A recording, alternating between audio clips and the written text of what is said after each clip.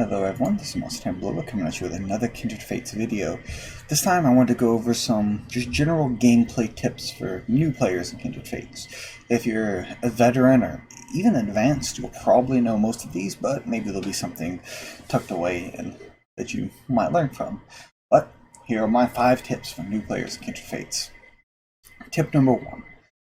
Might seem obvious, but try and time your dodges. If you spam your dodges repetitively, or jump around a lot, what's known as bunny hopping, then you'll deplete your stamina and you'll not be able to escape your opponent's attacks as easily. I see a lot of players getting tripped up by Lumala's Righteous Light, and it does take a little bit of use to dodge, but it's not too terribly difficult once you get the hang of it. And timing your dodges is essential for this. You'll basically just learn the animations of your opponent's attacks, such as with Ember. Essentially, as soon as you see him lift his arms to do an explosion, dodge out of the way. With Lumala, you want to wait roughly a second before doing your dodge, as some examples there about when to time your dodges. Also, you can avoid most basic and slow-moving attacks by simply running and doubling back. So try to dodge without actually clicking the dodge button, and avoiding your enemies by just making your movement unpredictable. Speaking of making your movement unpredictable, something else you can do that a lot of new players don't make a ton of good use of is using your basic attacks more often. You can often catch your opponent off guard with a basic attack right after a big attack. For example, let's say you throw down an explosion with Ember, you start just throwing basic attacks immediately where you think your opponent's going to dodge, and they might have a harder time dodging that. Your basic attacks are great to use not only when your abilities are on cooldown, but when your opponent's out of range of most of your abilities. So instead of, for example, rushing at your opponent with some abilities primed and ready to throw, you can just pelt them at a distance while you close the gap. Or if you're playing more defensively, you can use these basic attacks to keep them away from you while you run away. And for melee characters, particularly Slifer, this is a very important combo that you can do to combo your basic attacks into your bite. So that's something to keep in mind as well. You just need to understand and know what your basic attacks do, how long their animations are, etc., etc., which just will come with time, but just try to get a feel for it. For example, I'll warn you of some of the most gross offenders. Shovelet is a basic attack you essentially only want to do as an absolute last resort. This is fairly weak and has a huge animation lock. And Mechid's attack is so slow, you almost have to have your enemy stunned to hit them. So just watch out for those particular attacks, and anything else should come to you naturally after a few games. Getting into something that's a little less obvious is you should swap often. Make sure you always have a counter to what your opponent's playing. Even if you can 1v4 him because that you're genuinely that good, it's still better to get this into practice. Yes, your Ember might be able to take on both his Slifer and his Skulkin, but if your Ember goes down, how well will you be able to take on his other kinfolk? This is other kinfolk going to give you problems Jimber could have helped you with. Could someone else have taken care of that Skulkin, for example? You have to think about what does my opponent have on their team? What do I have on my team? What does it mean if I lose this kinfolk? What does this mean if my opponent loses this kinfolk? For me, I'll use a personal example. I'm fairly bad with Mechid versus him and playing him.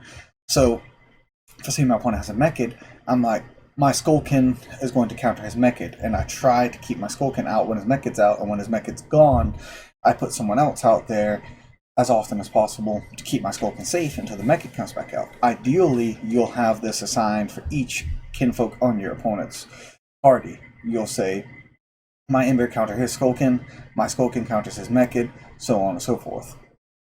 And then with that, you'll be able to keep your kinfolk more alive and basically in a better situation for where you want them to be at, rather than just throwing whatever kinfolk you happen to be good with at your enemy. This can also lead to situations where your kinfolk outperforms them. Like, let's use the Ember versus Skulkin analogy. If you throw your Ember down and you destroy his Skulkin completely, and then he throws a Mechid down, you throw your Skulkin out there, even if his mech kills your Skullkin, you still have your Ember to fall back on, because that you changed your Ember out immediately, so your Ember can still be versatile and help you in that way. So this can make it so your Ember is now a free agent where you can fight him against anybody you want to, if you feel that that's something you're comfortable with doing, of course. Because there'll always be your trump card, Kinfolk, which mine is Shovelet, for example. He's one of the people I always try to carry to the last Kinfolk surviving. A lot of people also use Lumala in this fashion, so think about that as well. A Kinfolk you really want to keep alive for your last Kinfolk that can potentially win you the game even if you're outnumbered. Tip number 4.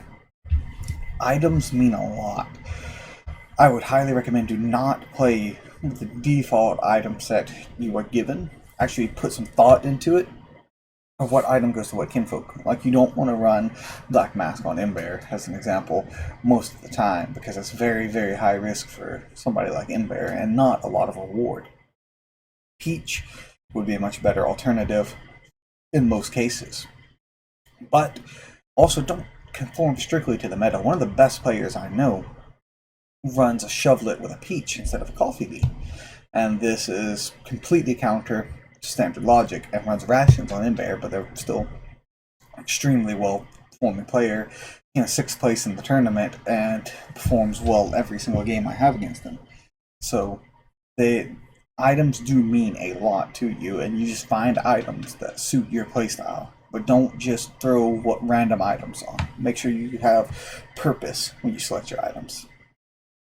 And finally, last but not least, you need to choose moves and Kinfolk that fit your playing style.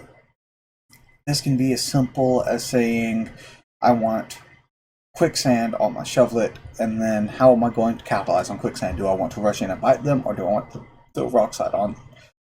Do I want my Shovelet to be good at up-close combat, or do I want to delay the enemy by dropping a Rock Slide on myself while I try to pull off a cheeky rest? Stuff like that, these little decisions can really change the game for you. There's not a ton of options in the game at this very moment for moves, but many, many more will be getting added soon, we hope. So, and in the future game, we're looking at no less than 10 moves per Kinfolk. So you're going to have to think very carefully about your playstyle. This might require you to play a couple of matches. I suggest to try out each move of each Kinfolk in at least one game before you make your final decision. But if you've played other games like this, just go with what instinctually feels right to you, just from the description. And if you like that, then keep experimenting around with it. Maybe you'll come up with some new combos no one else has ever come up with before. There was once a time where Slifer and mine and Texan, which was the number 1, and I'm the number 3, by the way, of the tournament, thought that Slifer was basically useless. And then a guy called Inku decided, hey, I'm going to play Slifer.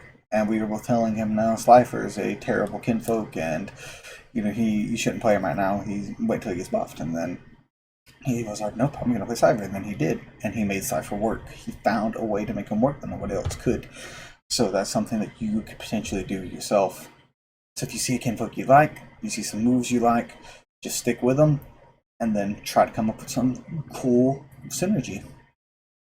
But that'll about do it for the basic tips that I think every new player should know for Kindred Fates. I hope this has all been helpful to you. If you have any questions or tips of your own, please feel free to leave them in the comments. This has been Bloba, signing off. Have a wonderful day. Goodbye. God bless. See you next time.